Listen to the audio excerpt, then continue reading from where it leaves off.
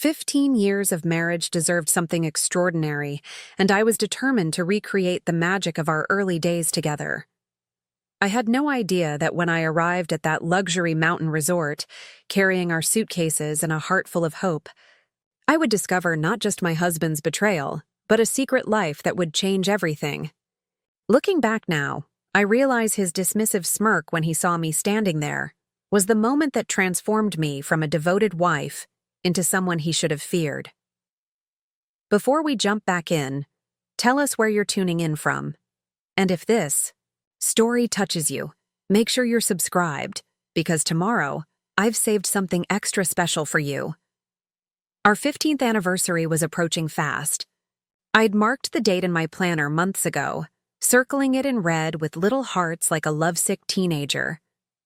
After 15 years, 3 moves across the country following Michael's career opportunities, and countless sacrifices, I still believed in us, in the life we'd built together, in the vows we'd exchanged on that perfect June day when everything seemed possible.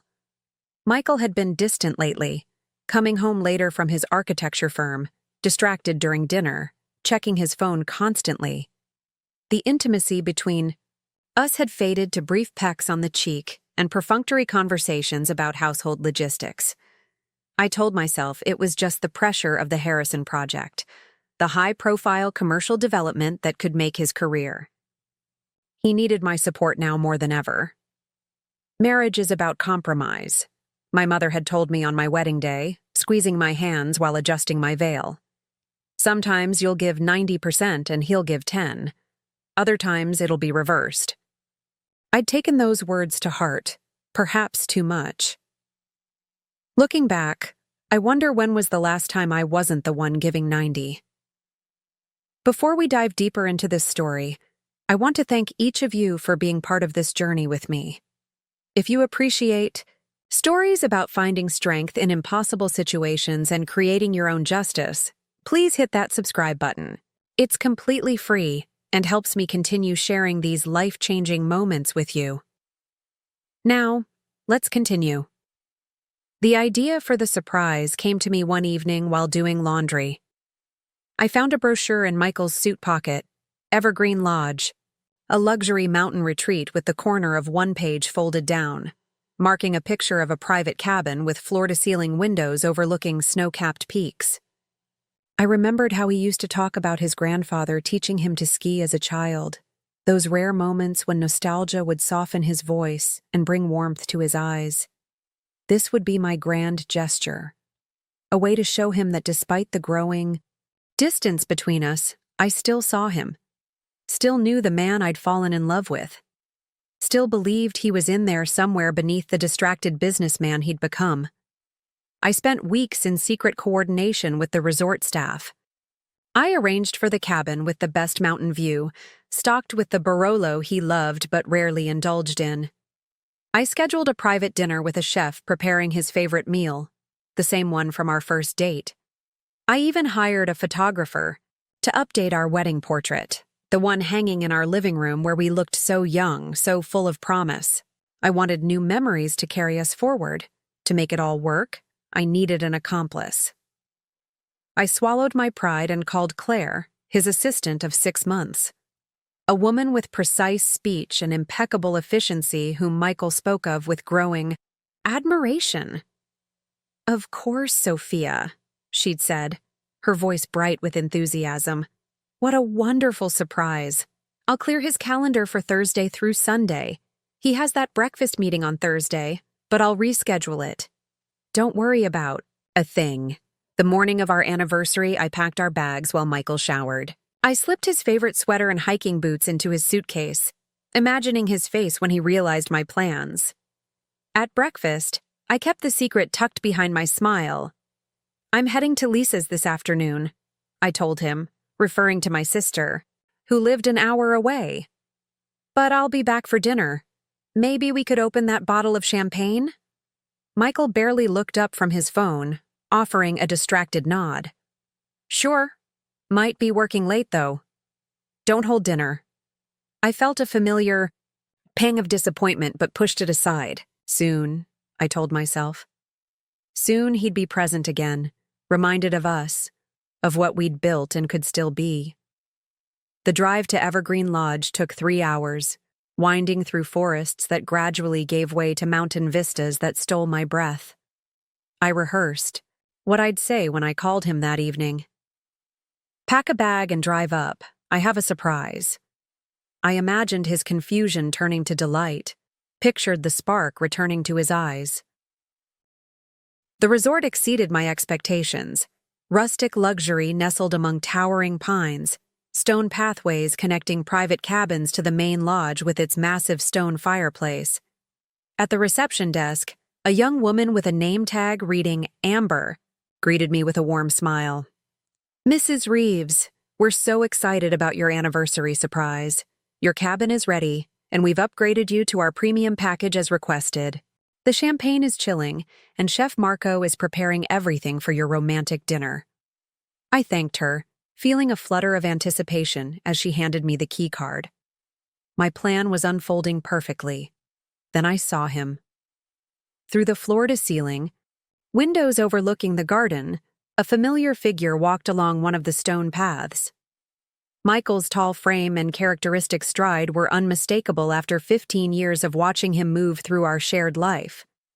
My heart leapt, thinking for a panicked moment that my surprise had been spoiled. But then I saw her, a woman with cascading auburn hair, her hand entwined with his. She leaned into him, laughing at something he said, with the easy intimacy of lovers. Michael pulled her closer, pressing a kiss to her temple with a tenderness I hadn't seen from him in years. The world around me tilted, sounds becoming muffled as if I were suddenly underwater. Blood pounded in my ears. The keycard slipped from my fingers, clattering against the polished reception desk. "Mrs. Reeves, is everything all right?" Amber's voice seemed to come from miles away. I forced myself to breathe, to focus on her concerned face. "I'm sorry, I think I saw my husband outside." My voice sounded strange, detached from my body. Confusion crossed her face. "Your husband? But I thought this was a surprise. Our records show he's not due to check in until tomorrow when you call him." My mind raced, piecing together an awful truth. "Could you please check if a Michael Reeves is currently registered?" I asked, my fingers gripping the edge of the counter. Her fingers moved across the keyboard, her brow furrowing. "I'm sorry, but no, there's no Michael Reeves currently checked in." "What about—" I swallowed hard. "Under the name Claire Edwards?" Amber hesitated, clearly uncomfortable. But something in my expression must have conveyed my desperation. "Yes," she finally said, her voice soft with reluctance. "A 2-bedroom cabin on the north side. They checked in yesterday for a 4-night stay." Yesterday. 4 nights. My anniversary surprise had led me straight into my husband's secret getaway with his assistant. The woman I'd called to help plan my surprise. The woman who'd assured me she'd clear his calendar, which she had, apparently, for herself. I stood frozen at the reception desk, my fingertips going numb against the cool marble. A disconnect formed between my mind and body, my thoughts racing wildly while my physical self remained paralyzed, refusing to accept what my eyes had witnessed. Amber's concerned face swam before me, her lips moving as she asked if I needed water, if I wanted to sit down. But her words seemed to evaporate before reaching me. I'd spent 15 years with Michael. I knew the precise sound of his breathing. In deep sleep, could identify his footsteps coming up our driveway, recognized his silhouette in the darkest room, and I knew, with absolute certainty, what I had just seen wasn't some casual business meeting or innocent encounter. "Mrs. Reeves, please, let me help you to a seat." Amber's gentle touch on my elbow finally broke through. She guided me to a leather armchair in a quiet corner of the lobby, away from curious eyes. "Would you like me to call someone for you?" she asked, kneeling beside the chair, her young face filled with a mixture of pity and discomfort. Something about her compassion threatened to shatter me. If I accepted it, If I surrendered to the wave of grief pushing against my chest, I'd collapse into the person everyone expected me to be. The devastated wife. The victim. No, I said, my voice steadier than I felt. But I would like to know where their cabin is located. Amber bit her lip, clearly torn between sympathy and professional boundaries. I really shouldn't. Please. I cut in, leaning forward. I've driven 3 hours to surprise my husband for our anniversary. I've spent thousands of dollars on this weekend. I think I deserve to know exactly what I'm dealing with. She hesitated, then nodded slightly. Aspen Cabin, number 14. It's on the North Trail, past the small footbridge. She paused. Do you still want your cabin? I could process a refund instead. The question pulled me back to practicality, to the reality of my situation. I had nowhere else to go, not immediately, and something inside me rebelled against the idea of driving home in tears while they continued their romantic getaway uninterrupted. I'll keep the cabin, I said, standing up and smoothing my hands over my jeans in a gesture of composure I didn't feel. And I'd appreciate your discretion about my arrival. I'd like to assess the situation myself first. Amber nodded, obviously, relieved to have a protocol to follow. Of course, your privacy is our priority. Pine Cabin, number 8, is ready whenever you'd like to check in. It's in the opposite direction from the North Trail. I thanked her and took the key card, mechanically following a resort staff member who appeared with my bags. As we wound along a stone path through towering pines, I felt as though I were floating above myself, watching some other woman walk calmly toward a cabin while her entire life disintegrated behind her. The cabin was beautiful, rustic timber and glass, architecture blending seamlessly with the mountain landscape. Inside, the staff member pointed out features with rehearsed efficiency: the gas fireplace, the heated floors, the complimentary wine, the jacuzzi tub with mountain views. I nodded at appropriate intervals, tipped him, and finally shut the door. Behind him. Alone, I stood in the center of the room designed for a celebration that would never happen. The bottle of champagne, Michael's favorite vintage, chilled in an ice bucket beside a vase of fresh peonies. The bed was turned down, scattered with rose petals. A handwritten note on the nightstand read, "Happy anniversary. We hope these days together bring you even closer." A laugh escaped me, harsh and unfamiliar. Closer. After finding Michael with another woman, we were certainly headed for a new kind of closeness, the kind that comes with divorce lawyers and asset division. I sank onto the edge of the bed, crushing rose petals beneath me. My phone buzzed in my pocket. My sister Lisa texting to ask if I'd arrived safely, excited for updates about Michael's reaction to my surprise. The normality of it, the assumption that my life was continuing as planned while it was actually burning to the ground, struck me with physical force. I didn't respond. Instead, I walked to the window, staring out at the mountains that had seemed so promising just hours ago. The rational part of my brain cataloged options. I could drive home immediately, call my sister to come get me, check into a different hotel, confront Michael now. But beneath these practical considerations, a deeper current pulled. I thought of Michael's dismissive nod at breakfast, years of half-hearted attention, the gradual erosion of my own identity as I'd shaped myself around his needs and ambitions. I thought of Claire, answering my call about anniversary plans with enthusiastic helpfulness while already planning her own getaway with my husband. The humiliation burned through me, leaving clarity in its wake. I wouldn't be the hysterical wife creating a scene. I wouldn't give them the satisfaction of my tears or my immediate retreat. No, this moment demanded something else entirely. I opened my suitcase and unpacked methodically, hanging clothes in, the cedar wardrobe, arranging toiletries in the bathroom. Then I changed into black jeans and a simple sweater, an outfit that would let me move through the resort without drawing attention. I tucked my hair into a baseball cap, added sunglasses, and slipped out of the cabin. The mountain air was crisp, carrying the scent of pine and wood smoke. I followed Amber's directions, taking the path toward the north side of the resort, past smiling couples and families enjoying the late afternoon sunshine. Each happy face felt like an accusation, a reminder of what I'd believed I had. The small, wooden footbridge arched over a bubbling stream, the sound of water on stones masking my footsteps. Beyond it, a cluster of premium cabins nestled against the mountainside, more secluded than the others. Number 14 stood slightly apart, its expansive deck offering uninterrupted views of the valley below. I approached cautiously, my heart hammering against my ribs.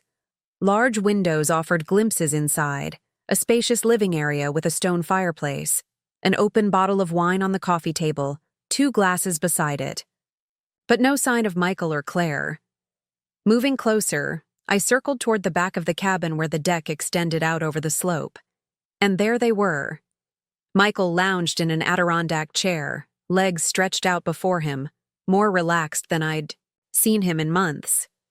Claire perched on the wide arm of his chair, her fingers playing with the hair at the nape of his neck, a gesture so intimate it stole my breath. They faced away from me, gazing out at the sunset beginning to paint the mountains in shades of gold and pink. I should have left then, preserved some dignity by walking away unseen. But something held me in place, some need to witness the full extent of the betrayal. Their voices carried clearly in the mountain air. "We should talk about Sophia," Claire said, her hand still moving through my husband's hair with practiced familiarity. Michael sighed, reaching for his wine glass. "Not tonight. This weekend is just for us." "I know, but she's expecting you home. For dinner. Shouldn't you at least text her something about working late?" He laughed, a sound I once loved but now felt like a blade between my ribs. "She won't question it. She never does." Claire shifted, turning to face him more directly. "Still, it's your anniversary. She might get suspicious if you don't acknowledge it at all. Fine." He pulled out his phone, typed briefly, then showed the screen to Claire. "Better?" She read it and nodded. "Perfect. Just enough attention to keep her happy without interrupting our plans." My phone vibrated in my pocket. With numb fingers, I pulled it out to see Michael's message. "Swamped with Harrison project. Don't wait up. Happy anniversary. We'll celebrate properly next weekend. Love you." The casual cruelty of it, the effortless lie, the empty promise, the perfunctory "love you" made my stomach clench. But it was Claire's next words that truly shattered me. "How much longer are we going to do this, Michael? The sneaking around? The lying? It's been 8 months. 8 months. While I'd been planning special dinners, managing our home, supporting his career. 8 months of deception. "I told you I'm working on it," Michael replied, his tone shifting to one I recognized from dozens of arguments. Reasonable, slightly patronizing. "These things take time. There's the house, our finances. I can't just walk away overnight." "Can't? Or won't?" Claire's voice hardened slightly. "Sometimes I wonder if you're ever actually going to leave her." Michael reached up, pulling her down for a kiss that made my chest constrict with pain. When they separated, he said, "Of course I will, but I need to do it carefully. Sophia's fragile, dependent. She's built her whole life around me. I can't just destroy her without some preparation. Fragile, dependent." The words struck me like physical blows. Was that how he saw me? After 15 years of partnership, of supporting his dreams, of building a life together, I was just some fragile creature he needed to manage carefully? "Besides," he continued, reaching for the wine bottle to refill their glasses, "it's not like she suspects anything. She's too trusting for her own good. Honestly, I could probably keep this up for years and she'd never figure it out." Claire laughed, a light musical sound that carried clearly to where I stood frozen. True, the way she called me to help plan this anniversary surprise, I almost felt bad. Almost? Michael raised an eyebrow, his profile sharp against the sunset. I said almost. She shrugged. But honestly, if she's that oblivious, that's on her. They clinked glasses, sharing a conspiratorial smile that spoke of countless private jokes at my expense, countless moments of intimacy built on the foundation of my ignorance. My phone slipped from my fingers, clattering against the wooden deck. They both turned sharply, Michael rising from his chair in one fluid motion. Our eyes met across the space between us, 15 years of marriage collapsing into a single moment of recognition. Before we jump back in, tell us where you're tuning in from, and if this story touches you, make sure you're subscribed, because tomorrow I've saved something extra special for you. Time crystallized into a perfect, terrible moment. Michael's face registered shock, then confusion, and finally, most devastatingly, irritation. Not guilt, not shame. Just the annoyed expression of someone whose plans have been unexpectedly disrupted. Sophia? He took a step forward, his voice carrying a practiced note of concern that sounded hollow to my ears. What are you doing here? I remained frozen, unable to form words as the magnitude of this moment washed over me. Behind him, Claire stood, her hand flying to her throat in a theatrical gesture of surprise that might have been comical if it weren't so infuriating. My voice cracked. I cleared my throat and tried again. I came to surprise you, for our anniversary. Michael glanced, back at Claire briefly, some unspoken communication passing between them. When he turned back to me, his face had rearranged itself into an expression of controlled regret, the same expression he used when canceling dinner plans or missing family gatherings. A practiced, perfunctory apology that never reached his eyes. Sophia, this isn't what it looks like, he began, taking another step toward me.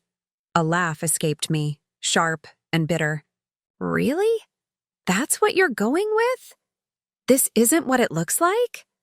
I gestured between them, at the wine glasses, at the intimate setting. Because it looks exactly like my husband and his assistant are having an affair. It looks like they're spending my anniversary at the resort I specifically booked to surprise him. Claire stepped forward then, her chin lifting slightly. Michael and I were just discussing the Harrison project. There were some urgent matters. Stop. I held up my hand, my voice steadier than I felt. I heard everything. About the 8 months. About how fragile and dependent I am. About how oblivious I've been. Michael's expression shifted, irritation giving way to calculation. He approached me slowly, hands extended placatingly, as if I were a skittish animal that might bolt. Listen, we should talk about this privately. You're upset, understandably. Let's go somewhere and discuss this calmly. Calmly? The word hung between us, absurd in its inadequacy. You want me to be calm after discovering my husband of 15. Years has been lying to me for months, after hearing you mock me with your mistress on our anniversary? Michael sighed, running a hand through his hair. A gesture I'd once found endearing but now recognized as part of his performance, his way of appearing reasonable while making others feel irrational. This is exactly why I wanted to handle things. Carefully. You're being emotional, making a scene. I have every right to be emotional. My voice rose despite my determination to maintain control. This isn't a minor disagreement about dinner plans, Michael. This is our marriage. 15 years of my life. Claire stepped back, arms crossed over her chest, watching our exchange with a curious detachment that made my skin crawl. She didn't even have the decency to look ashamed. Let's not do this here, Michael said, lowering his voice and glancing around as if concerned about witnesses. Where are you staying? We can talk in your room. I laughed again, the sound jagged and unfamiliar. I'm in Pine Cabin, number 8, the one I booked for us with the champagne chilling and the rose petals on the bed. The one I spent weeks planning as a surprise. The one your mistress knew about while she was helping me arrange it. Claire had the grace to flush slightly at that, but she didn't speak. Michael moved closer, reaching for my arm. Sophia, I stepped back, avoiding his touch. Don't. His expression hardened, patience visibly thinning. You're making this more difficult than it needs to be. Yes, Claire and I have feelings for each other. Yes, I should have been honest sooner. But storming up here, spying on us, creating this dramatic confrontation, you're only humiliating yourself. The calm, reasonable tone, as if he were the adult and I the hysterical child, ignited something deep inside me. I'd heard this voice too many times over the years, making me doubt my own reactions, my own feelings. I'm humiliating myself? I repeated, my voice dangerously quiet. That's your concern right now? My dignity? Not the fact that you've betrayed everything we built together? Not the vows you made? Michael exhaled sharply. Look, marriages evolve. People change. We've been growing apart for years. And you know, he gestured vaguely. I didn't plan for this to happen with Claire, but it did. And maybe it's for the best. Maybe we both need to move on. The casual dismissal of our entire history struck me like a physical blow. Years condensed into a few trite phrases, dismissed with a wave of his hand, as if our marriage had been a business arrangement that had simply run its course. When were you planning to tell me? I asked, struggling to keep my voice steady. Or were you just going to keep lying indefinitely? You said yourself you could. Keep this up for years and I'd never figure it out. Something flickered across his face, a brief, genuine flash of guilt, quickly masked. I was trying to find the right time, the right way. I didn't want to hurt you.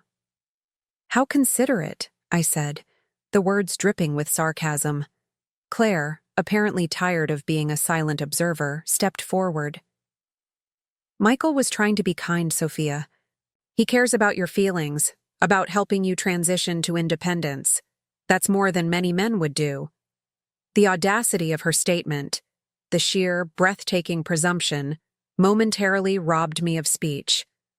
She was standing there in a luxury cabin with my husband on my anniversary, lecturing me about kindness. You don't speak, I said quietly, not looking at her. You don't get to have an opinion about my marriage or what I deserve. You're nothing but a footnote in this story. Claire's face flushed with anger.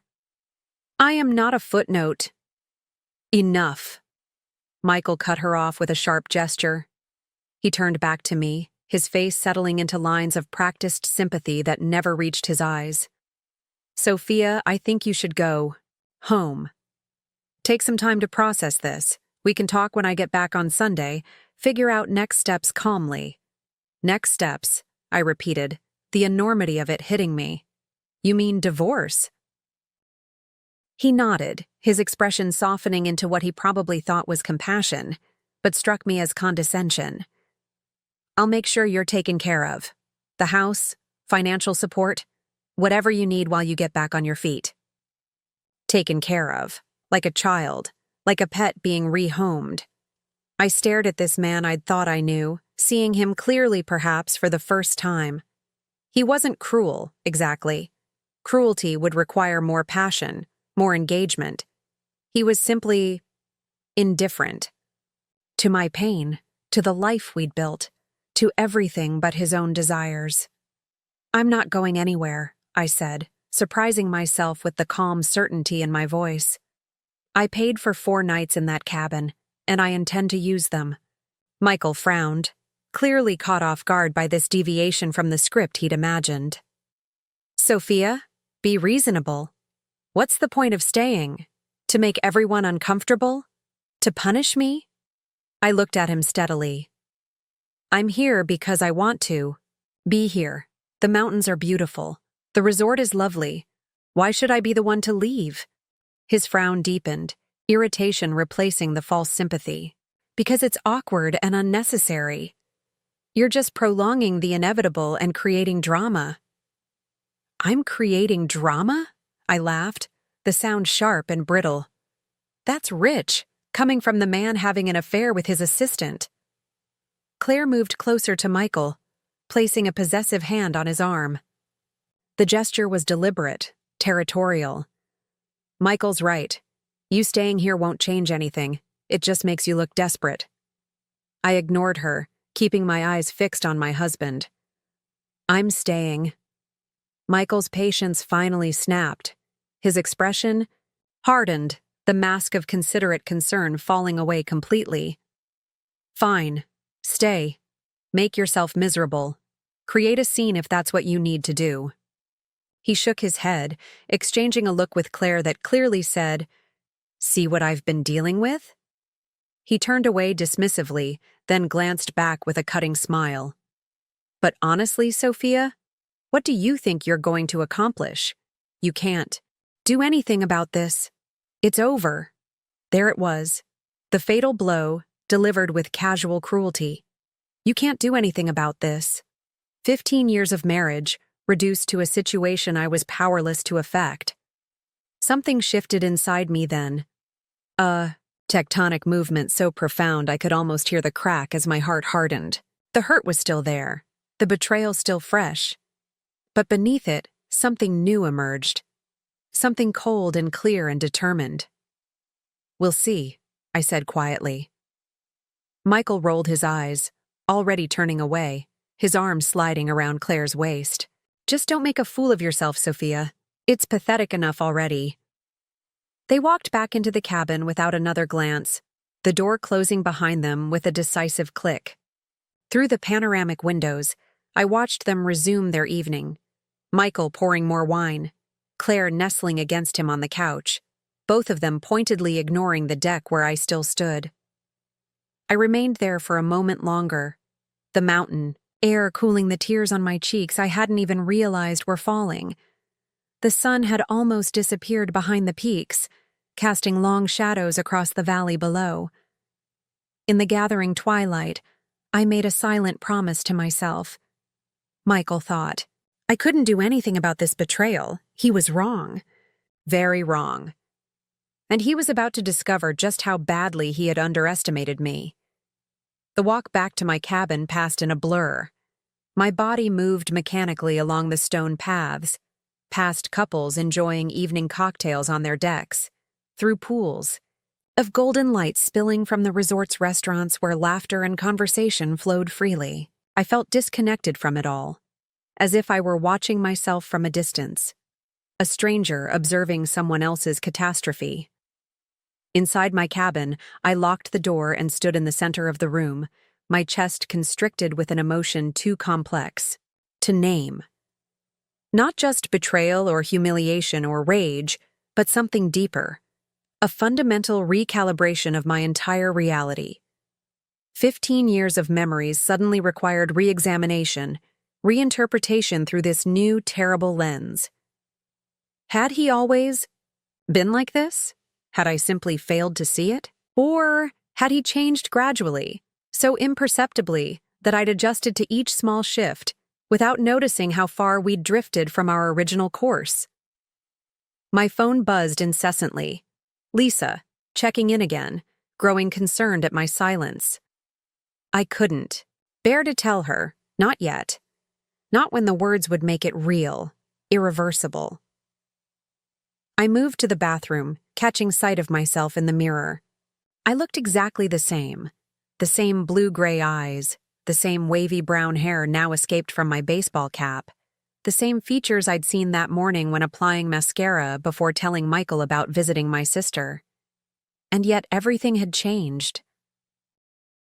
"Who are you now?" I whispered to my reflection. The woman staring back at me had no answer. For so long, I'd been Michael's wife. It was embedded in my introduction at his firm parties, in how our friends' spouses referred to me, in how I'd come to think of myself. I was the supportive partner, the one who'd moved 3 times for his career, the one who'd put my own ambitions on indefinite hold to create our home. Without that identity, who remained? I turned away from the mirror, unable to face the question. The champagne caught my eye, still perfectly chilled in its silver bucket. A vengeful part of me wanted to pour it down the drain, but instead, I popped the cork with a decisive thrust. Why should I deny myself this small pleasure? I'd paid for it. After all, the first sip burned going down, too cold and too sharp. The second felt better. By the third, I'd moved to the deck overlooking the forest, sinking into an Adirondack chair identical to the one where I'd seen Michael lounging with Claire.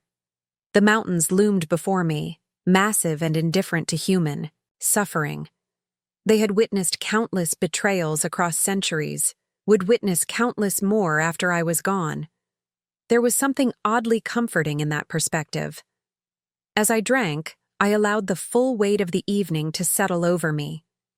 Not just Michael's affair, but the casual cruelty with which he'd dismissed our marriage, the cold calculation of his deception. Claire's involvement was particularly painful. The woman I'd trusted to help plan this surprise had been sleeping with my husband for 8 months. I'd unknowingly shared intimate details of my marriage with her, revealed my hopes for rekindling our connection. The memory of their laughter, their private jokes at my expense, their dismissal of me as fragile and dependent, ignited something, molten in my chest. Was that truly how Michael saw me? As some pitiful creature requiring careful management rather than honest communication? After 15 years of supporting his dreams, adapting to his needs, building a life around his priorities, this was my reward? I drained the champagne flute and poured another, the bubbles catching the moonlight that had begun to illuminate the forest. My phone buzzed again. This time, it wasn't Lisa, but Michael. Hoping you've gone home. We need to be adults about this. Call me when you're ready to talk rationally. Adults. Rational. His favorite words when dismissing my emotions, making me feel childish for having normal human reactions. How many times had I swallowed my disappointment, my loneliness, my needs because expressing them wasn't rational according to Michael? I didn't respond. Instead, I opened my photo gallery, scrolling through images of our life together. Our last vacation in Puerto Vallarta, Michael distracted even then, always checking his phone. Our holiday gathering with friends, where I'd noticed him stepping outside for calls but had attributed it to work pressure. Our anniversary dinner last year, where he'd arrived an hour late with a generic bouquet clearly purchased at the restaurant's entrance. The signs had been there. I simply hadn't wanted to see them. I stopped on a photo from early in our marriage, both of us laughing on a hiking trail, sweat-drenched and happy, his arm around my waist, my head tilted toward his shoulder. We looked so young, so connected. What had happened to those people? When had his touch become perfunctory, his attention so divided? When had I started accepting less and less of him, convincing myself it was temporary, just a phase, just the pressure of his career? Something inside me cracked open. The tears I'd been holding back finally spilled over, hot and relentless. I set the champagne aside and let myself weep. For the young woman in that photo, for the future we'd planned together, for the children we'd decided to postpone until his career stabilized, for the years I couldn't reclaim. I cried until my throat ached and my eyes burned, until the elegant handkerchiefs provided by the resort were soaked through. I cried for everything I'd lost, everything I'd sacrificed, everything I'd never have. And then, quite suddenly, I stopped. The mountain air filled my lungs as I took a deep, shuddering breath. Clarity descended, cool and precise. Yes, I had lost something precious, but not in this moment. I'd lost it months ago, perhaps years ago, when Michael's commitment to our marriage had silently expired without my knowledge. Today was merely the revelation of that loss, not the loss itself. "You can't do anything about this," he'd said with such dismissive confidence. The words replayed in my mind, igniting something new amid the ashes of my grief. Not just anger, though that burned hot enough, but determination. Michael had made a critical error in his assessment of me. He'd mistaken my support for weakness, my trust for naivety, my loyalty for dependency. I walked back inside, set down the champagne flute, and reached for my laptop. If Michael wanted a rational adult, I would show him exactly that, but not in the way he expected. First, I needed information. I opened our shared cloud drive, scrolling. Through financial records I dutifully maintained while Michael focused on more important things. Our joint accounts, investment portfolios, property records. I'd managed them all, another service I'd provided while he built his career. I'd never thought of it as leverage. Now, I saw it differently. I began taking screenshots, downloading documents, making notes. If Michael believed I would dissolve into helpless tears, waiting for him to take care of me through divorce, he had fundamentally misunderstood who I was, who I had always been beneath the accommodating exterior I'd cultivated for his comfort. Next, I opened my email. Claire wasn't the only person at Michael's firm with whom I'd built a relationship. Over 15 years I'd formed connections with partners' wives, administrative staff, clients I'd entertained in our home. People who might be interested to know about the ethical boundaries their rising star architect was willing to cross. I didn't write anything yet. That would require careful consideration, strategic timing. But I created a folder, organizing contacts, planning my approach. My phone buzzed again, Lisa, now genuinely worried by my silence. "All good," I texted back. "Signal spotty in mountains. We'll call tomorrow." I couldn't bring her into this yet. My sister would be outraged on my behalf, would want me to confront Michael immediately, to make a scene, to demand justice in the most direct way possible. But that wasn't the approach that would yield the most satisfying result. No. Michael had taught me something valuable tonight. He'd shown me that the most devastating moves are the ones your opponent never sees coming. The ones executed with calm precision while they believe you incapable of action. He'd revealed his playbook, never imagining I might use it against him. I closed the laptop and moved to the bathroom, turning on the shower as hot as it would go. As steam filled the space, I stripped off my clothes, the outfit I'd worn to track. My husband to his lover's cabin, to hear him mock our marriage, to discover the extent of his betrayal. I stepped under the scalding water and let it wash over me, imagining it carrying away the woman I had been this morning, trusting, hopeful, eager to please. The woman who emerged from that shower was different. Not just hurt or angry, but fundamentally transformed. The old Sophia had died on that deck, watching her husband dismiss 15 years of marriage with a casual shrug. This new Sophia had no interest in pleading for explanations or begging for reconciliation. This Sophia wanted justice. I wrapped myself in the plush resort robe and sat on the edge of the bed, my mind working with a clarity that surprised me. Confronting Michael directly would achieve nothing. He'd already shown his hand. He'd minimize, rationalize, make me feel irrational for my pain. Claire would back him up, the two of them a united front against my emotional reaction. No, this required something more strategic. Something that would dismantle not just his comfort, but the narrative he'd constructed about our relationship, about who I was and what I was capable of.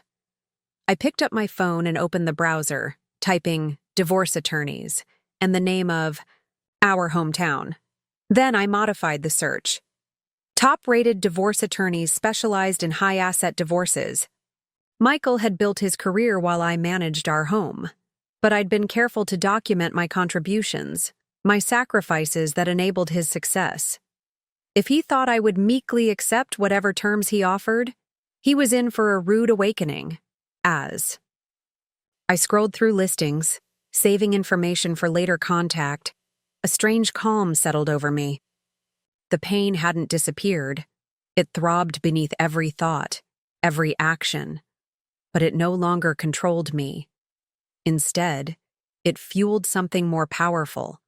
The absolute determination to show Michael exactly who I was, who I had always been beneath the supportive wife he'd taken for granted. "You can't do anything about this," he'd said. I set down my phone and looked out at the mountains, now silvered with moonlight, immovable and eternal in their strength. "Watch me," I whispered to the darkness. I barely slept that night. My mind raced with fragments of memories, plans forming and dissolving, emotions crashing like waves against the shore of my consciousness. When dawn finally broke, painting the mountains in soft pinks and golds, I was already awake, sitting on the deck, with a blanket wrapped around my shoulders and a cup of coffee cooling between my palms. The initial shock had receded, leaving behind a strange lucidity. I saw now how perfectly Michael had constructed his deception, creating a life with enough compartments to hold both his marriage and his affair. It wasn't just the lies about working late or business trips. It was the subtle ways he'd discouraged my questions, made me feel demanding if I asked for details, gradually trained me to accept less information, less attention, less of him. Picked up my phone, scrolling through my contacts until I found the name I was looking for, Diane Levinson. We'd met at a charity event 3 years ago, bonding over our shared experience as architecture wives. Her husband, James, had been a partner at a rival firm until their divorce last year, a divorce that had left Diane with their vacation home, half his retirement funds, and a settlement that had become whispered legend among the industry wives. It was barely 7 a.m., too early to call. Instead, I composed a text. "Diane, it's Sophia Reeves. I find myself unexpectedly needing your advice on a private matter. Could we speak today?" Her response came almost immediately. "Oh, honey, I've been waiting for this text for at least a year. Call me anytime after 9. I'm here." A year? Had everyone seen what I'd been blind to? The thought sent a fresh wave of humiliation through me, quickly followed by anger. No, I refused to be ashamed of my trust. The shame belonged to Michael, to Claire, to the people who had taken advantage of that trust. I showered and dressed with deliberate care, dark jeans, a cream sweater that Michael had once said brought out the gold flecks in my eyes, minimal, makeup. Not for him, but for myself, for the woman I was becoming in this crucible of betrayal. At precisely 9:01, I called Diane. "Sophia," she answered, her voice warm but tinged with knowing sadness. "Tell me everything." And so I did. The anniversary surprise, the discovery, the confrontation, Michael's dismissive cruelty. As I spoke, laying out the facts in a voice that sounded remarkably steady to my own ears, I could hear Diane taking notes on the other end. When I finished, there was a moment of silence. "That absolute bastard," she finally said, the words clipped with controlled fury. "And his assistant? That's almost impressively cliché." A laugh escaped me, unexpected, slightly hysterical. "Right? If you're going to blow up my life, at least be original about it." "Listen to me, Sophia." Diane's tone shifted, becoming focused. "Strategic. The next 48 hours are critical. Everything you do now sets the stage for what follows. Here's what we're going to do." For the next hour, Diane outlined a plan so comprehensive, so precisely targeted to Michael's vulnerabilities, that I found myself taking frantic notes. As the wife of one of Michael's industry competitors, she understood exactly how architects operated, the ecosystem of clients and partners, the reputation economy that ultimately determines success. The key, she explained, is not to act from emotion, even though that's all you're feeling right now. Every move must be calculated. Remember, you're playing chess, not checkers. By the time we hung up, I had a roadmap, concrete steps that transformed my nebulous desire for justice into actionable items. First on the list, documenting everything. The text messages, the receipts for the anniversary surprise, the testimony of the resort staff who had witnessed my discovery. Next, securing our financial assets before Michael could begin hiding or redistributing them. I spent the morning making calls to our bank, to our investment advisor, to the accountant who handled our taxes. In each case, I presented myself as the same organized, competent wife who had always managed these matters. No one questioned my right to information, to access, to control. Years of handling these details while Michael focused on his career now worked in my favor.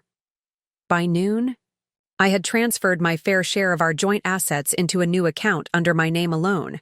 Not everything, nothing that could be construed as vindictive or excessive, just enough to ensure I couldn't be left financially vulnerable while legal proceedings unfolded. Diane had been explicit about this.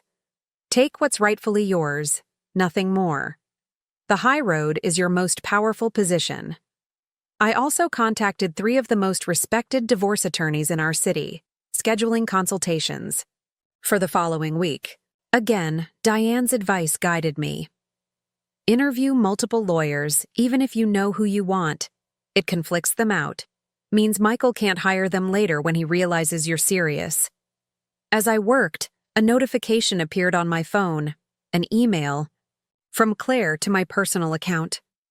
My stomach clenched as I opened it. Sophia, I want to express my sincerest apologies for the pain you're experiencing.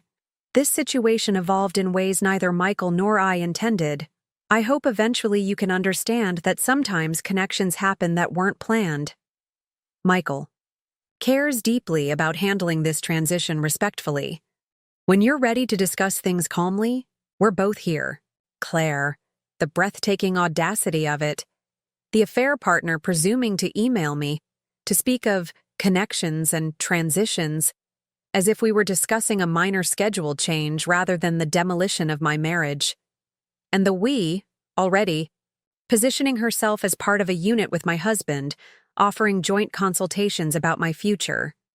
I didn't respond. Instead, I saved the email as evidence of their relationship, further documentation for what was to come. My phone buzzed again. Michael, this time calling rather than texting. I let it go to voicemail, then listened as his voice filled my cabin.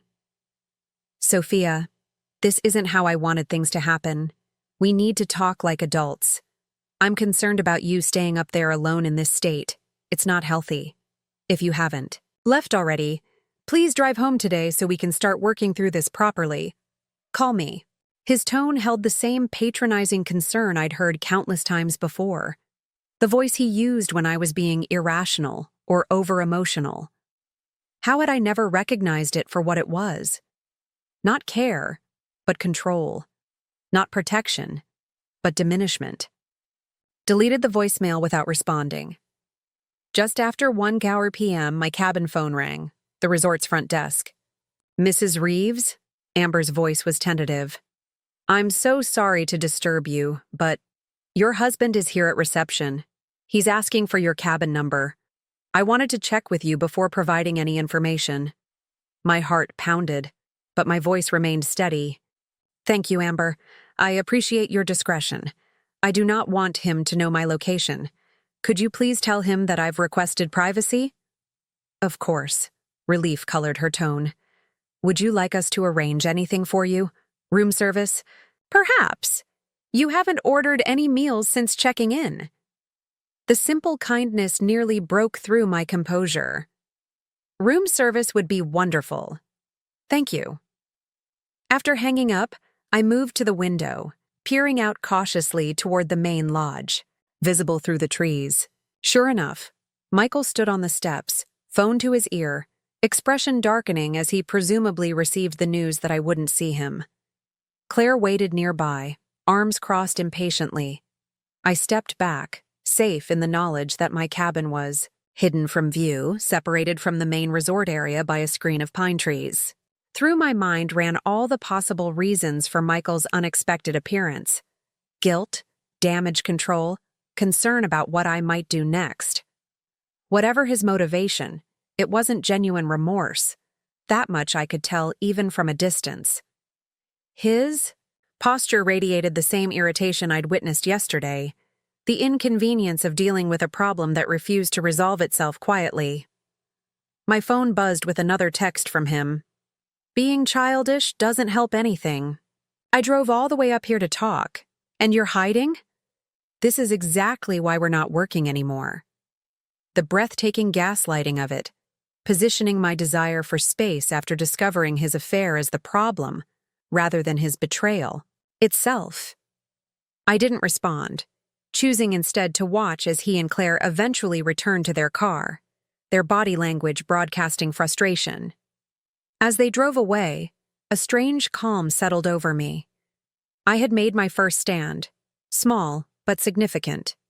I had refused to engage on his terms, to follow the script he had written for this confrontation where I was the hysterical wife, and he the reasonable husband reluctantly moving on. When room service arrived, I realized I was genuinely hungry, perhaps for the first time since yesterday's discovery. I ate on the deck, looking out at the mountains that had witnessed my devastation and were now witnessing something else. My methodical, deliberate reclamation of power. After lunch, I called my sister Lisa. It was time to widen my circle of support, to bring in the people who had always known my worth even when I'd forgotten it myself. Sophia! Lisa's voice burst through the speaker, vibrant with her characteristic energy. Finally, I was about to send a search party. How's the surprise going? Did Michael flip out when you showed up? Lisa, I said, my voice steady but quieter than usual. Something's happened. I need you to just listen for a bit, okay? Her immediate silence spoke volumes about our connection. She could hear the change in me, knew instantly that something was fundamentally wrong. As I recounted the events of the past 24 hours, Lisa's reactions ranged from gasped profanities to tearful solidarity. Unlike Diane's strategic fury, Lisa's response was pure protective rage, the reaction of someone who had known me since childhood, who remembered the bright, ambitious woman I'd been before gradually reshaping myself to fit Michael's life. I'm coming up there, she declared when I finished. You shouldn't be alone right now. Actually, I said, surprising myself with the certainty in my voice, I think I need this time alone, to process, to plan, but I do need your help with something. Else. Anything, she said immediately. I need you to go to our house. There are documents in Michael's home office, tax returns, client files, things I'll need access to before he thinks to hide them. I have a key to his filing cabinet. I detailed exactly what she should look for, where to find it. You're going. After him, Lisa said, not a question but a realization. I'm protecting myself, I corrected gently. And yes, I'm going to make sure he understands exactly what he's thrown away. When we hung up, I felt a shift within myself, a crystallization of purpose that transcended the initial shock and pain. This wasn't just about surviving betrayal anymore. This was about reclaiming my identity, my dignity, my future. I walked to the bathroom and studied my reflection. Really studied it, perhaps for the first time in years. I saw the fine lines around my eyes, the strands of silver beginning to appear at my temples, the subtle softening of my jawline. But I also saw strength there, resilience I hadn't recognized before. The face looking back at me wasn't just Michael's discarded wife. It was a woman with her own inherent value, her own story independent of his. Tomorrow would bring new challenges, new decisions. But today, in this quiet cabin surrounded by ancient mountains, I had reached the first critical turning point. I had decided not to dissolve, not to collapse, not to accept the narrative Michael had written for me. Instead, I would write my own. By the third day at Evergreen Lodge, I had established a rhythm: morning strategy sessions with Diane over the phone, afternoon consultations with the divorce attorney I'd selected, Sarah Hoffman, a woman whose reputation for calm ferocity in high-asset divorces had made Michael's colleagues wince during cocktail conversations, and evenings spent combing through financial records and documenting the timeline of Michael's affair. I had expected grief to be my primary companion during these hours. Instead, I found myself inhabited by a cold clarity that transformed pain into purpose. Every revelation, every piece of evidence I uncovered, reinforced my conviction that this response wasn't just justified, it was necessary. My phone had become both weapon and shield. Through it, I communicated with my growing network of allies while deflecting Michael's increasingly frustrated attempts to contact me. His messages evolved over those days, from irritation to concern to poorly disguised panic as he began to realize I wasn't following his expected script. "Sophia, this silent treatment is childish," his first texts claimed. "I'm worried about you. Please let me know you're okay," came next. And finally, "We need to talk before you do anything hasty. There are aspects of our finances you don't fully understand." That last one made me laugh aloud, a sharp, unfamiliar sound that echoed through my cabin. For 15 years, I had meticulously tracked our investments, managed our household finances, prepared documents for our accountant. While Michael focused on his designs, I had quietly ensured our financial foundation remained solid. The idea that I didn't fully understand our finances was so absurd, it bordered on comedic. I didn't respond to any of his messages. Instead, I forwarded them to Sarah, who added them to her growing file. "He's getting nervous," she noted during our afternoon call. "That's good. People make mistakes when they're nervous." On the morning of my 4th day at the resort, those mistakes began to materialize. Lisa called while I was having breakfast on my deck, enjoying the mountain air that had become a strange comfort during this ordeal. "You need to see this," she said without preamble. Sending a photo now. The image loaded. Our shared credit card, statement, showing a pending charge for a $14,000 wire transfer to an unfamiliar account. "He's moving money," I said, the words calm despite the anger flaring beneath them. "Exactly," Lisa confirmed. "And there's more. I went through the files like you asked. There's a lease agreement for an apartment downtown, signed 3 months ago. Sophia, he's been planning this." 3 months. The timeline shifted in my mind, pieces rearranging to form a new, even more disturbing picture. This wasn't just an affair that had gotten out of hand. This was premeditated extraction. Michael had been creating his escape route long before I'd stumbled upon it. "The apartment," I said, thinking aloud. "Is Claire's name on the lease?" "No, just his. But get this.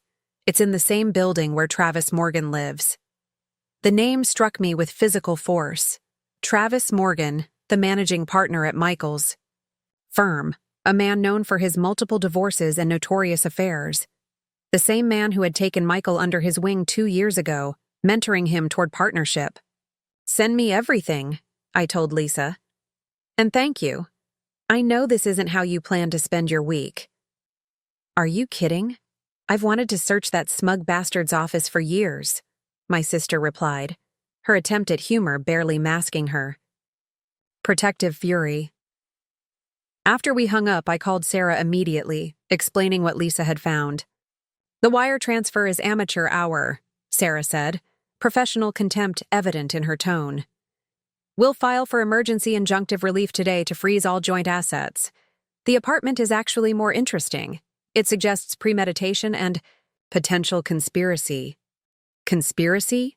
I repeated, the word oddly formal for the muddy emotional landscape I was navigating. If he was planning to leave you while taking steps to hide assets or diminish your financial position, and especially if others at his firm were advising him on this strategy, we have grounds for punitive damages. She paused, then added more, gently. "Sophia, I need to ask you something uncomfortable. Given what you've discovered about the affair with his assistant, is it possible there have been others?" The question shouldn't have shocked me, but it did. I had been so focused on the betrayal with Claire that I hadn't considered a broader pattern.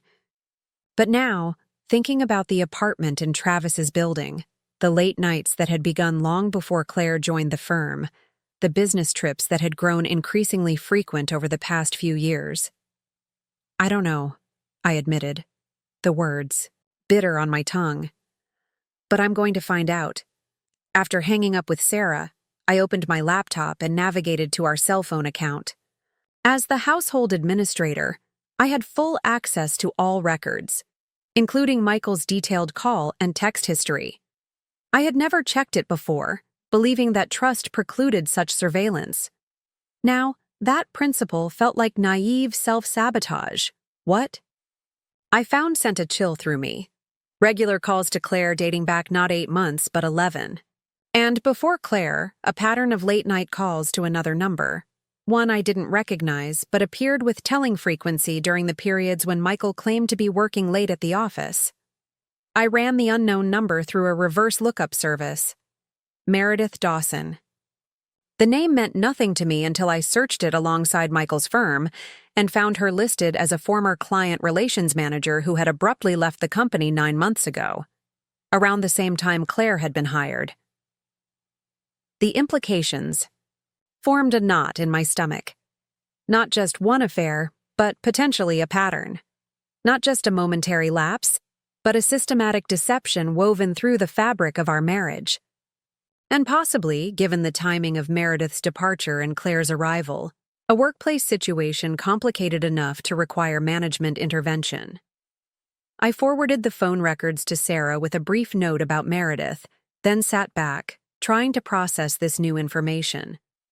The depth of Michael's betrayal seemed to expand with each discovery, like descending through ever-darkening layers of ocean. My phone rang. An unfamiliar number with our city's area code. "Mrs. Reeves?" a woman's voice asked when I answered. "This is Vanessa Kim from First National Bank. I'm calling because there's been an attempt to remove your name from your joint investment accounts. Our policy requires verbal confirmation from both parties for such changes." The room seemed to tilt slightly, reality realigning yet again. "I did not authorize this change," I said, keeping my voice level with effort. "In fact, I would like to place a temporary freeze on all joint accounts pending legal proceedings." "I see," Vanessa replied, her professionally neutral tone unable to completely mask her discomfort. "That would require documentation from your attorney. However, I can decline the current request and make a note that any changes require additional verification. Please do," I said. "And Vanessa, thank you for calling me directly. I appreciate your diligence." After hanging up, I immediately called Sarah again, updating her on this latest development. "He's panicking," she said, satisfaction edging her voice. "Making classic mistakes. This actually strengthens our position considerably." When we ended the call, I walked to the window, looking out at the mountains that had begun to feel like silent witnesses to my transformation. The pain of Michael's betrayal remained, a constant ache beneath my breastbone. But it was increasingly overshadowed by something else, a cold, focused anger that clarified rather than clouded my thinking. This wasn't just about an affair anymore. This was about a man who had systematically deceived me, who had been planning his exit while maintaining the fiction of our marriage, who was now attempting to undermine my financial security before I had even confronted him. I turned away from the window, decision crystallizing. It was time to expand my investigation beyond our personal finances. If Michael's mentor was Travis Morgan, known for his unethical behavior in both his personal and professional life, what other patterns might Michael have absorbed? What other areas of his life might not withstand scrutiny? I opened my laptop, again navigating to Michael's firm's website. As an architect's wife, I had attended enough industry events, heard enough shop talk, to understand the basic structures of Michael's professional world. Projects were financial ecosystems unto themselves, clients, contractors, suppliers, all flowing through the firm's management systems. Michael had been particularly proud of the Harrison project, the development he'd mentioned in his anniversary text. It was the largest he'd ever lead, a mixed-use complex downtown that had faced significant community opposition due to concerns about displacement and gentrification. Michael had dismissed these concerns when I'd raised them, assuring me that everything was being handled by the book. But what if it wasn't? I searched for public records related to the project, finding planning commission minutes, permit applications, environmental impact statements. To most readers, these would be impenetrable bureaucratic documents.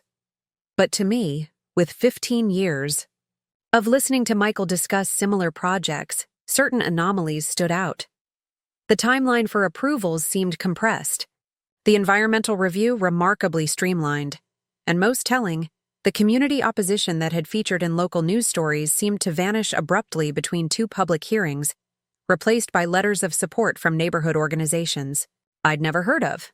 I couldn't prove anything concrete from these public documents alone. But the pattern was suggestive enough to warrant deeper investigation.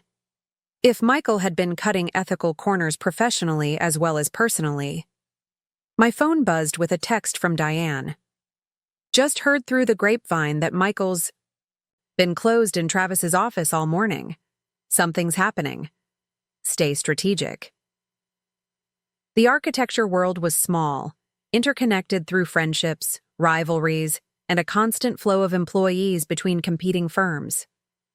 Diane's connections were proving invaluable, providing real-time intelligence as Michael began to realize the ground was shifting beneath him.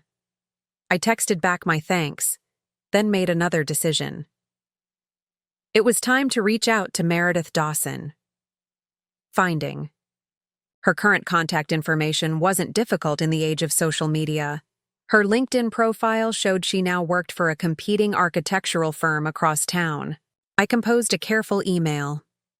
Ms. Dawson, you don't know me, but I believe we may have information relevant to each other's situations. I'm Sophia Reeves, Michael Reeves' wife. I've recently discovered some concerning patterns that may involve both professional and personal misconduct. If you're willing to speak confidentially, I would appreciate the opportunity to compare notes. Regards, Sophia Reeves. I hesitated before sending it, aware I was crossing a line into territory that might prove emotionally treacherous. Contacting my husband's potential former lover wasn't a step I had ever imagined taking. But this wasn't about jealousy or revenge.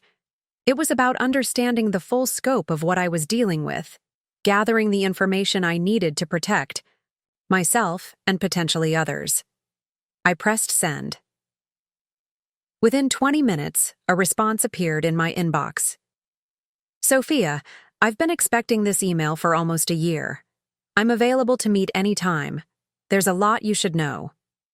A different kind of chill passed through me at her words, the sense of standing at the edge of a much larger revelation, one that might transform my understanding not just of my marriage, but of the man I had married. As I typed a response to arrange a meeting, my cabin phone rang, the front desk again. Mrs. Reeves? It was Amber, her voice pitched lower than usual. I'm sorry to bother you, but there's been a development you should know about. Mr. Reeves has just checked out of his cabin with Ms. Edwards. But before leaving, he inquired about your checkout date and asked to be notified when you depart the property. The implication was clear. Michael wanted to know my movements, to anticipate my next steps. Thank you for the information, Amber, I said. I'd appreciate it if you would continue to maintain my privacy. Of course, she assured me. And Mrs. Reeves? The entire staff has been instructed not to provide any information about your stay to anyone. Your privacy is our highest priority. As I thanked her and hung up, I realized the resort staff had likely pieced together the general outline of my situation. In another context, this might have been mortifying, strangers witnessing the collapse of my marriage. But now, I found I didn't care. Their quiet support was another reminder that I wasn't alone, that there were people who recognized the injustice of what was happening and wanted to help. I returned to my laptop, opening a new document. At the top, I typed, Michael Reeves, known facts versus assumptions. It was time to separate what I knew with certainty from what I merely believed. Time to examine every aspect of our shared life with the same detached scrutiny I would apply to any other complex problem. Time to understand exactly who I had been married to all these years. Not the man I had believed him to be, but the man he actually was, because only by seeing him clearly could I fully reclaim myself from the shadow of his deception. The restaurant Meredith Dawson chose for our meeting occupied the middle ground between public and private, a sleek downtown bistro with high-backed booths that offered discretion without complete isolation. I arrived 15 minutes early, selecting a corner table that gave me a clear view of the entrance. Old habits from years as Michael's wife had me checking my appearance, smoothing my hair, adjusting my blouse, ensuring I presented the polished image expected of someone in my position. Then I caught myself. These weren't my habits. They were behaviors I'd adopted to meet Michael's expectations, to reflect well on him in professional settings. Today, I wasn't representing anyone but myself. I recognized Meredith the moment she walked in, tall and poised with a sleek dark bob and sharp eyes that scanned the restaurant with practiced efficiency. I'd seen her before, I realized with a jolt, at the firm's holiday party 2 years ago. Michael had introduced us briefly, his hand at the small of my back, steering me quickly toward other colleagues before any real conversation could develop. One of many moments that now required reinterpretation. Sophia. She extended her hand. As she reached the table, her grip firm and direct. Thank you for reaching out. Up close, I noticed the slight shadows beneath her eyes, expertly concealed but visible to someone looking closely. Whatever her experience with Michael had been, it hadn't left her unscathed. After ordering coffee, we engaged in a brief, awkward dance of preliminaries, acknowledging the strangeness of our meeting, establishing basic trust. Then Meredith placed a slim folder on the table between us. I've been keeping records, she said simply. At first for my own protection, later because I started to see a pattern that concerned me professionally as well as personally. She opened the folder, revealing meticulously organized documentation, emails, text messages, meeting notes, all involving Michael. It started 18 months ago, she began, her voice steady but with an undercurrent of contained anger. I was the client relations manager for the Harrison project. Michael and I worked closely together. Late nights, high pressure, the usual story. I was going through a divorce myself. He was attentive, understanding. The familiar narrative unfolded. Michael's subtle approach, the gradual escalation from professional to personal, the promises that his marriage was essentially over, that he was just waiting for the right time to leave. When did it end? I asked, surprised by how calm I felt hearing another woman describe my husband's seduction techniques. 9 months ago, abruptly, her mouth tightened. Right after I reported some irregularities I found in the Harrison Project financials. And there it was, the connection I had sensed but couldn't prove from public records alone. I leaned forward. What kind of irregularities? Meredith glanced around before continuing, her voice lower. Discrepancies between approved vendor contracts and actual payments. Consulting fees to companies that don't seem to exist. And a pattern of payments to community groups that mysteriously changed their positions on the project. You reported this to whom? I asked, already suspecting the answer. Travis Morgan initially. When he dismissed my concerns, I went to the firm's compliance officer. She gave a humorless smile. 3 days later, I was called into HR and told my position was being eliminated in a restructuring. And Claire Edwards was hired shortly after. Meredith nodded. Travis's personal selection for the role, no open application process, which violated the firm's normal hiring protocols. As she continued explaining the timeline, I took careful notes, the pieces fitting together with disturbing clarity. Michael's affair with Meredith had ended when she threatened his professional standing. Claire had been brought in as a replacement, both professionally and personally, who wouldn't question the financial irregularities. The apartment lease signed 3 months ago suggested Michael had been planning to leave me around the time the Harrison project would be completed, timing that would allow him to collect his substantial project bonus before dividing assets in a divorce. "Have you taken this information to anyone else?" I asked when she finished. "I consulted an attorney about wrongful termination, but without more concrete evidence of the financial improprieties, it would be my word against theirs." She hesitated. "I considered going to the licensing board or even law enforcement, but without internal documentation to back up my claims." I understood her position.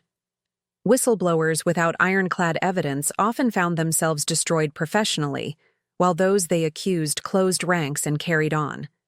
"What if we could get that documentation?" I said slowly, an idea taking shape. Meredith raised an eyebrow. "The files would be on the firm's secure servers. Neither of us has access." "But I might know someone who does," I replied, thinking of Diane and her extensive network within the architecture community. "And more importantly, I have documentation of how Michael has been moving money in anticipation of divorce proceedings, which establishes a pattern of financial deception that might make his professional activities worth investigating." We spent the next 2 hours mapping out what we knew and what we needed to prove, our initial awkwardness dissolving into focused collaboration. By the time we parted, we had outlined a strategy that involved both legal channels and carefully managed professional pressure points. "I'm sorry about your marriage," Meredith said as we stood to leave. "For what it's worth, I truly didn't know how serious his deception was. He made it sound like you were already essentially separated." I nodded, acknowledging her words without offering absolution. We weren't friends, wouldn't become friends. But we were allies now, bound by a shared determination to expose the truth. Back at my hotel, I had checked out of Evergreen Lodge that morning, transferring to a downtown hotel that afforded me better access to meetings. I called Diane to update her and inquire about potential contacts within Michael's firm who might have access to financial records. "Leave it with me," she said, after hearing my account of the meeting with Meredith. "I may know someone in their IT department who owes me a favor." Next, I called Sarah Hoffman, my divorce attorney, to share what I'd learned about the potential professional misconduct. "This changes our approach," she said thoughtfully. "If there's credible evidence of financial improprieties at his firm, especially ones he's personally involved in, it gives us significant leverage. He'll be desperate to keep this quiet." "I don't want to just use it as leverage," I clarified. "If he's engaged in unethical or illegal professional behavior, that should come to light regardless of our divorce proceedings." Sarah was silent for a moment. "That's your call, Sophia. But understand that if you pursue this publicly, it could affect the financial settlement in your divorce. If his career is damaged, there will be less income to divide." "I understand," I said. "But this isn't just about money anymore." After we hung up, I sat at the hotel desk, spreading out the notes and documents I'd accumulated over the past 5 days. The scale of Michael's deception was still unfolding, layers peeling back to reveal not just a failing marriage, but potentially a corrupt professional life as well. My phone buzzed with a text from Lisa. "Michael came by the house looking for you. I told him you were staying with friends. He seemed agitated. Another text followed immediately. "Also, he tried to get into his office filing cabinet but couldn't find the key. Asked if I'd seen you take anything. I played dumb." I smiled at my sister's subterfuge, grateful for her unwavering support. "Thanks," I texted back. "Stay vague if he contacts you again. Meeting with Meredith was illuminating. We'll call later with details." As evening fell, I ordered room service and began organizing everything I'd learned into a comprehensive timeline. Precise documentation would be crucial in the days ahead, not just for the divorce proceedings, but for whatever professional investigations might follow. My phone buzzed again. Michael, his tone now shifting from irritation to poorly disguised Panic! Sophia, we need to talk immediately. I know you're hurt, but there are things happening that could affect both of us. Stop hiding and answer your phone. I forwarded the message to Sarah without responding to him. Let him worry. Let him wonder where I was, what I knew, what I might do next. The uncertainty would push him toward mistakes, already had, judging by his clumsy attempts to move money and change account access. Another text arrived, this one from an unknown number. This is Claire. I think we should talk woman to woman. This situation has been misrepresented to you. The audacity was breathtaking. I blocked the number without responding. As I continued working, my laptop pinged with an email notification from Diane. My contact at the firm says something big is happening. Emergency partner meeting tomorrow morning. Michael and Travis both looking grim. We'll update when I know more. The wheels were already turning. Whatever alliance Michael and Travis had, professional, personal, or both, it was under pressure. Good. Let them feel the ground shifting beneath them, just as mine had 5 days ago when I'd seen Michael and Claire together at the resort. I opened my suitcase, removing the dress I'd selected for tomorrow. I saw a sleek charcoal sheath that projected confidence and competence. Tomorrow would bring my first direct confrontation with Michael since that devastating moment on the cabin deck. I had chosen the location carefully, the offices of Hoffman Legal, where Sarah would ensure the interaction happened on my terms, not his. My phone rang again. Lisa. You won't believe this, she said without preamble. Michael just called me asking if I knew where you were staying. When I said no, he offered me $5,000 for information about your whereabouts and activities. He tried to bribe you? I asked, incredulous despite everything I'd learned about him recently. Yep. Said it was because he was worried about your mental state and wanted to make sure you had support. I could hear the air quotes in her voice. I told him to go to hell. Politely, of course. After we hung up, I added this latest development to my timeline. Michael was growing desperate, his carefully constructed world beginning to unravel. His attempt to bribe my sister showed how poorly he understood the loyalty of my family. Another miscalculation that revealed how little he truly knew me despite our 15 years together. I moved to the hotel window, looking out at the city lights. Somewhere out there, Michael was scrambling, trying to contain the damage, to regain control of a situation rapidly spinning beyond his influence. The thought didn't bring the vindictive satisfaction I might have expected. Instead, I felt a strange detachment, as if observing the collapse of something that no longer really concerned me. My phone buzzed with an email from Meredith. Just heard from a former colleague.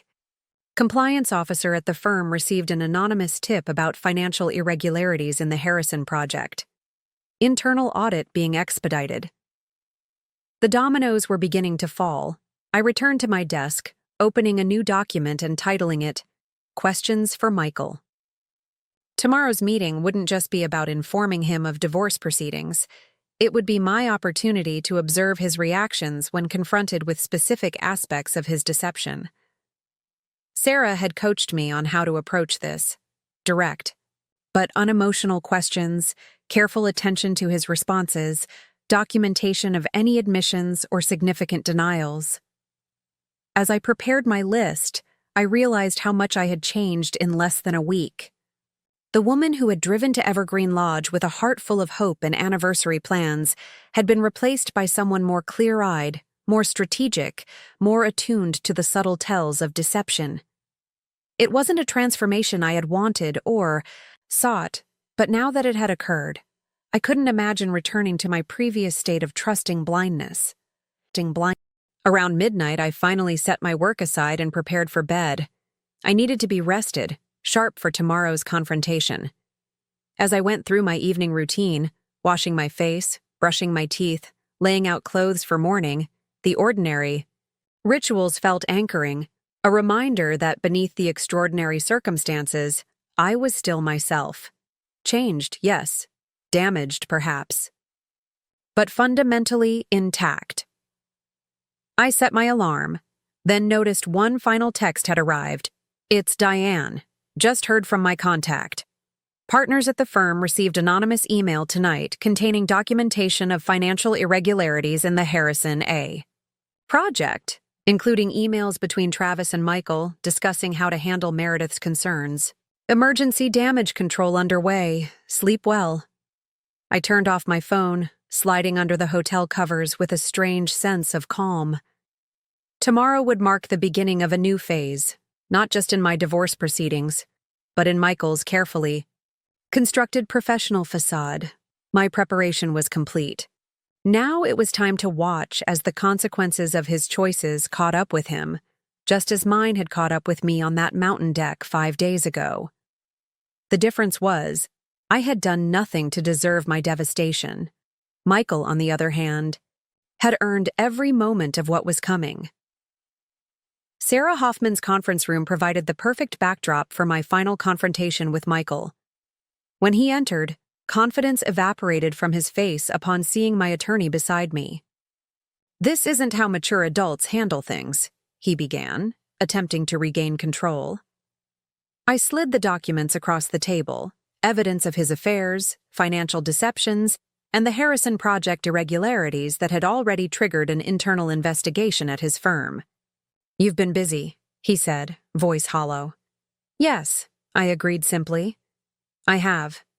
His threats came next, desperate and revealing. "You don't want to go to war with me." "This isn't war, Michael. It's accountability." 3 months later, the divorce was settled on my terms. The architecture firm's scandal made headlines, with Michael and Travis facing professional censure and criminal investigation. Claire disappeared from the narrative entirely, a footnote, just as I'd predicted.